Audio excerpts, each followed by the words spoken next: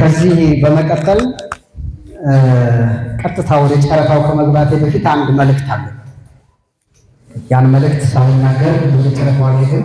እንግዲህ ቅድመ ለሰብ የበጎ አድራጎት ማህበር ምን እንደሆነ ከሪፖርቱ እስከ ስነ ጽሁፉ ድረስ ሰምታችሁታል። በስነ ጽሁፍ ቅድመ ለሰብ ምን እንደሆነ በደንብ ቀርቧል። አይታችሁ ከሆነ በሪፖርቱ እንደዛው ቀርቧል። ማህበሩን ለመገንዘብ ይችላል ማለት ነው። ከዛ ባለፈ ግን ዓለማዊ የቲዮሪ ትምህርት በተግባር ያምናልና ማየትም ማመን ስለሆነ እነዚህ ምስክርነት ከሰጡት ሰዎች ውጪ ምንም ሌላ ነገር አያስፈልግም ማለት ነው።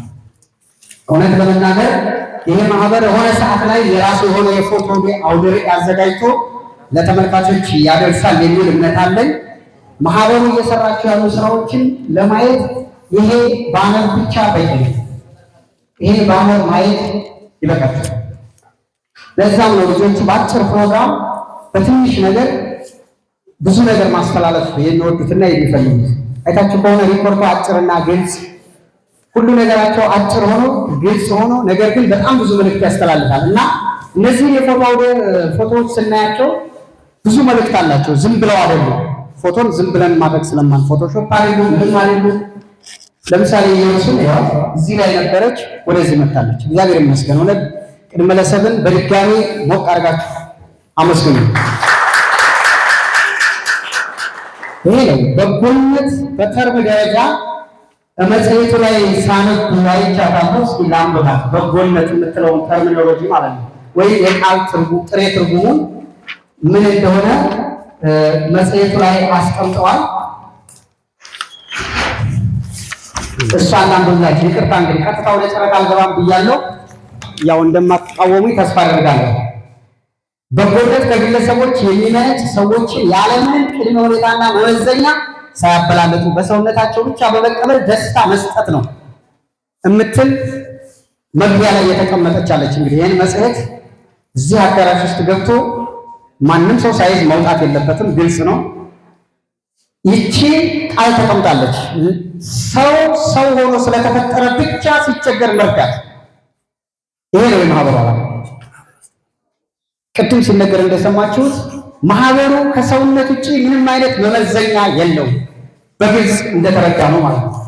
ስለዚህ ይህን ሰውነት ላይ ያተኮረ ማህበርን እጅግ በጣም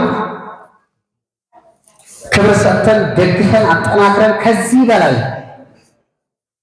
የተሻለ አቅም ገንብቶ ሰዎችን እየረዳ አቅመ ደካሞችን እየሰበሰበ እያገዘ የተሻለ ህይወት እንዲኖሩ የሚችልበት ደረጃ ላይ ማድረስ የሁላችንም ድርሻ ነው ማለት ነው። እያንዳንዳችን በተሰጥኦአችን፣ በገንዘባችን፣ በጉልበታችን፣ በእውቀታችን አንዳንድ ጠጠር ከወረወርን ማህበሩ ይለወጣል፣ ያድጋል፣ የተሻለ ስራ ይሰራል።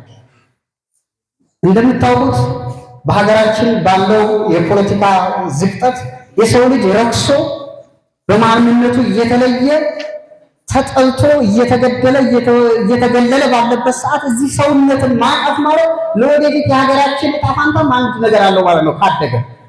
ምክንያቱም የአንድ ነገር መነሻ ፖይንት ነጥብ ናት።